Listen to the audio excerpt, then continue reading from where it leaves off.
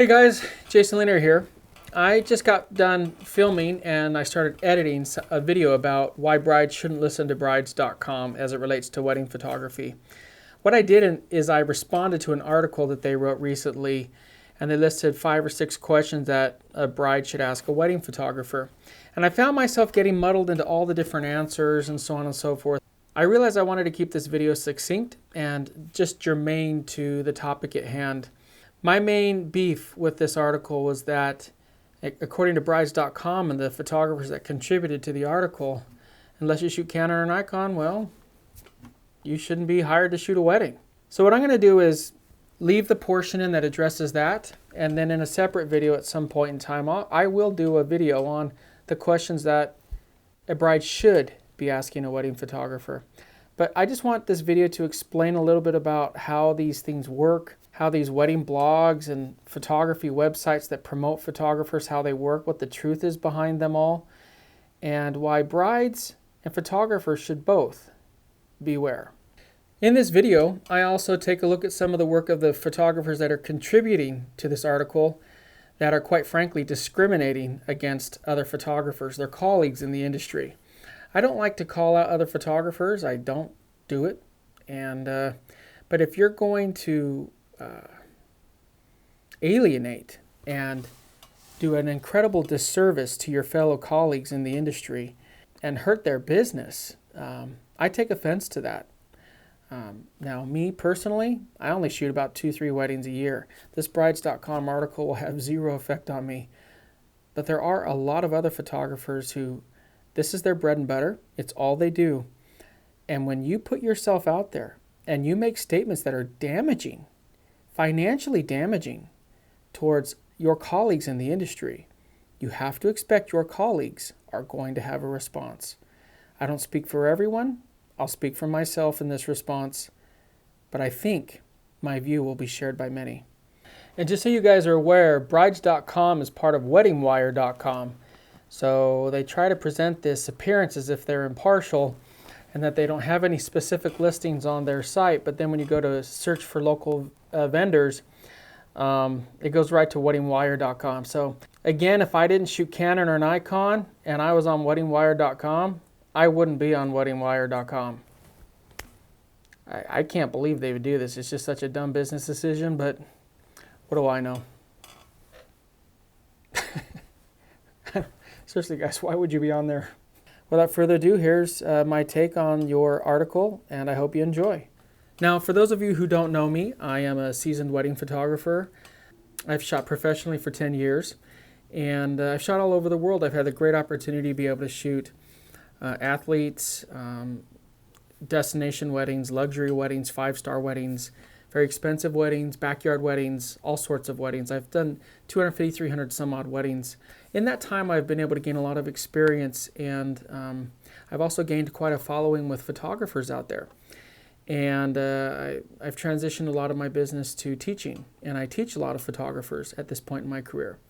I'm a Sony shooter, a Sony artisan of imagery, and the first 8 years of my career, I shot solely with Nikon DSLRs. Now that I'm a Sony shooter, I shoot with Sony mirrorless, and I actually shoot with a lot of Canon glass on my Sonys. So the perspective that I'm going to give you guys today on this brides.com article that was recently released is coming from somebody who is shot with really the big three, Sony, Nikon, and Canon. This article is the essential questions you need to ask your wedding photographer. Now, what would have been responsible for them to do is to find some industry professionals to get some advice and counsel for this on. Unfortunately, they didn't. See, let me explain something to any brides watching this or any photographers watching this. Let me explain a little bit about how the wedding photography, wedding blog, wedding magazine business kind of works. It's not about being the best photographer. It's not about providing the best service. It's not about having the best packages or the best value or being the best artist. In the wedding photography, blog, magazine business, it is all about who you know and how much money you're willing to spend. There's no two ways around it. That is the absolute unadulterated truth. This is a pay-to-play game, guys. These photographers that they list, that they quote, that gain business by being in their articles, are tried and true patrons of these services. These wedding referral services, brides.com, The Knot, Wedding Wire, whatever, they charge thousands of dollars for photographers and other wedding professionals to be on their sites. They charge thousands of dollars either per month or per year for photographers to gain their favor to be able to get business from brides. Now, I don't mind anybody making money, but let's not pretend that you guys are unbiased. Let's not pretend that you're not out there to help the people paying you. What bothers me is not that that's happening so much as the advice that you're dispensing to the public is horrible. It's really horrible advice. And the sad part of that is it's hurting your key constituent, your brides. You know, I remember I shot a wedding years ago for a 5-star resort. I mean, the centerpieces on the table, guys, were $2,500. I charged $12,000 to shoot this wedding, and that was 6-7 years ago. So it wasn't a cheap wedding. And I was told that my pictures were beautiful and amazing, but I couldn't have them featured in the magazine because I simply wasn't paying to be in it. So they featured other weddings from this venue. See, that's the way it works, guys.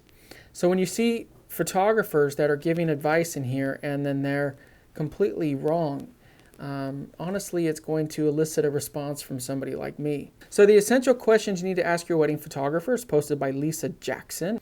It says, before saying I do to a photographer, you be sure to ask these must-know questions. Number 2, what technology will you use to shoot my wedding? Go beyond the aesthetic appeal of a photographer's portfolio and ask them questions about their equipment before signing a contract, just to get an idea of what to expect on the big day. This is a silly question. This is very silly. And when I use the word silly, I'm trying to be polite. If I told the vast majority of my wedding clients what I shoot with, they would have no clue what any of them are. They just wouldn't. That's not a slam on my wedding clients. You know, if I went to a mechanic and asked him what tools he used, if he named off all the tools he or she used, I'd probably have no clue what they were. All that matters is what we capture.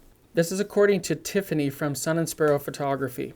They should say either Canon or Nikon, which are the most readily available professional cameras available, says Tiffany. However, there are professional and amateur cameras in both brands. A professional camera should be a full format camera. This will ensure you can print large-scale prints easily. That's a mouthful.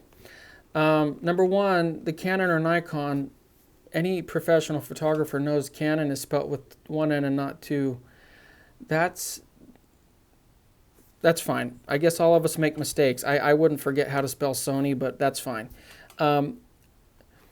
Which are the most readily available professional cameras available. So what you're saying is, unless I shoot with Canon or Nikon, I can't shoot a wedding. Are you serious? I'm going to post some pictures I've shot with Sony cameras. I think what this is, guys, is this is an attempt by photographers out there to limit the field. You know, recently over the last couple of years, there's been an influx of mirrorless photographers into the market. And, you know, guys, I shot weddings for years with my Nikon cameras. Loved them. They did a great job. My second shooter shot all Canon. His shots came out great. I have no bias against Nikon or Canon. They're great systems. But to limit yourself and say that you can't use other cameras, that is truly one of the most ridiculous things I've ever heard. A full format camera. Full format. What is a full format camera? If you're telling me I should have a full format camera, I guess I shouldn't even shoot with a medium format camera. A medium format camera produces amazing results. I can only assume she means full frame. Now, again, the grammatical errors or the actual word error of format for full frame, it may not seem like a big deal to brides out there, but to photographers it is, because what it tells us is this is somebody giving advice that's very inexperienced. Nobody says full format camera, so to say that is very interesting, to say the least. Okay, brides, as long as we have the gear that we need to create the work that you see, the brand name on the front of that gear is meaningless. Absolutely meaningless. There's cameras that are very expensive. Phase 1, Hasselblads, Mamiyas, Leicas, that are very expensive systems. And you're telling me those couldn't shoot a wedding? We can all use Canon or Nikon. That's ridiculous. It's absolutely ridiculous. It's such a foolish statement. I think what's important is that photographers have backups. I think having 2 camera bodies is important.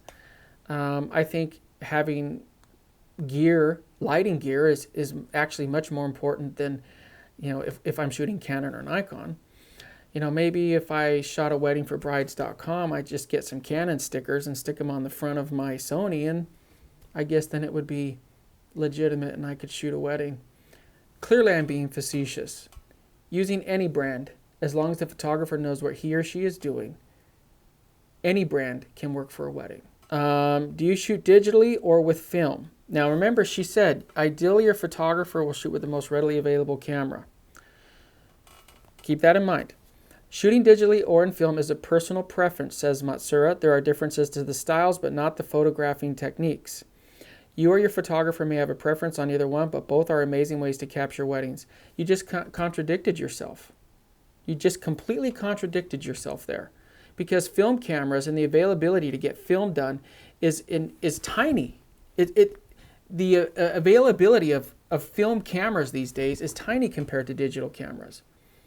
So clearly the bias has nothing to do with availability of gear. It has to do with what type of gear. It's pretty transparent, and we need to stop giving bad advice to brides out there. What you're also doing is you're limiting brides who are watching this to not consider photographers who use other gear except for Canon and Nikon. That's irresponsible. It's absolutely irresponsible. And brides.com, honestly, this kind of stuff, you should be ashamed of yourself for writing stuff like this. Asking a photographer what he or she shoots with is as ridiculous as a bride going into a cakery where they bake wedding cakes and asking them what ovens they use, or asking a florist where they grow the plants. How do you handle low lighting? Low light is tricky, says Matsura. Your photographer should know their low light process very well and should be able to describe how they accomplish their signature night look. I completely agree that your wedding photographer should be able to shoot in low light.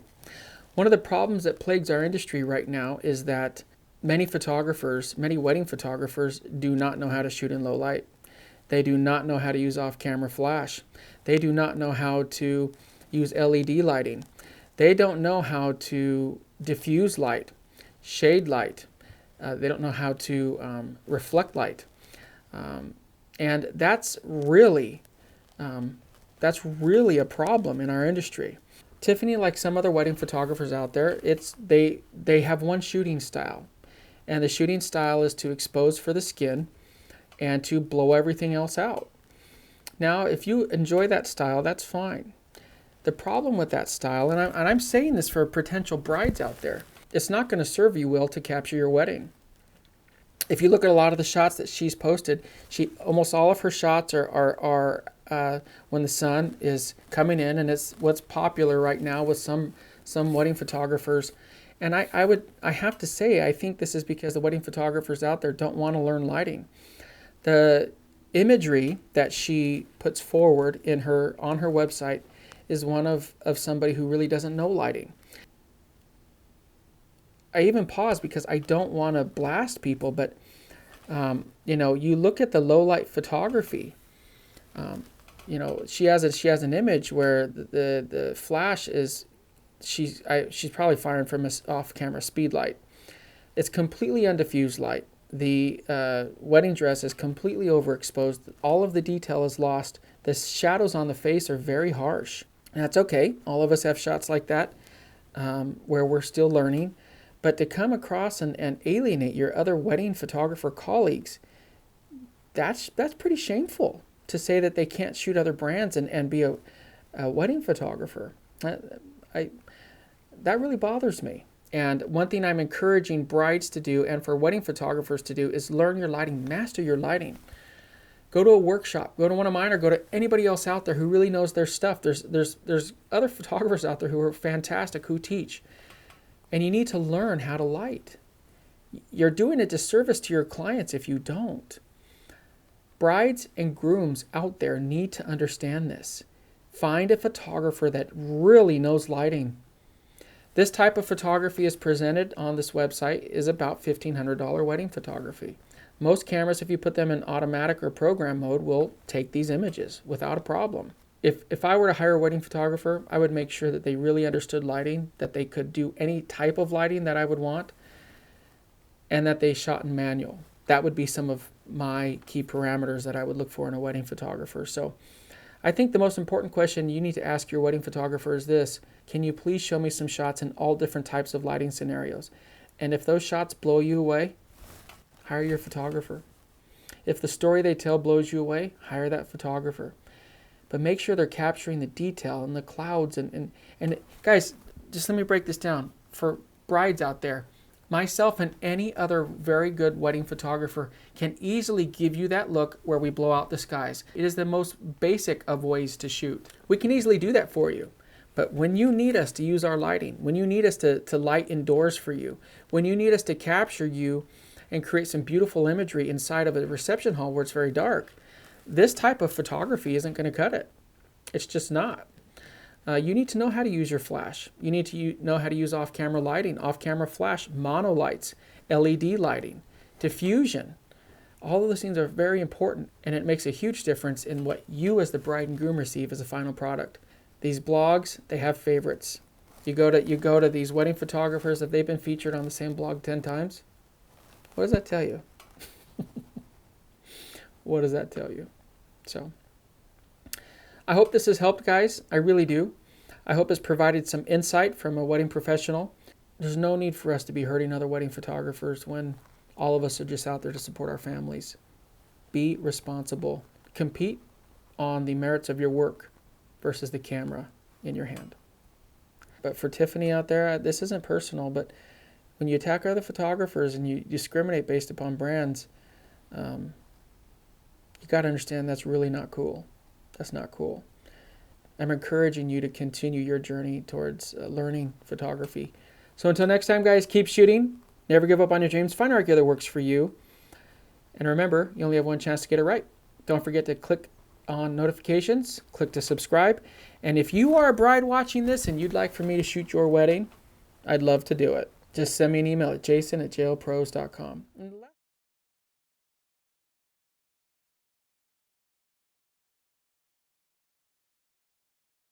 You guys still here? Hello? Talking to you.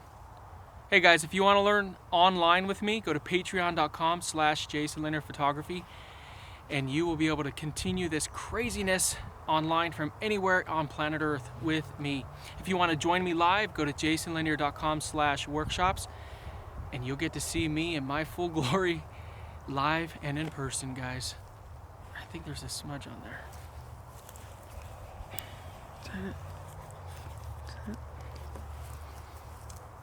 Yeah, I got it. Talk to you later, guys. Bye.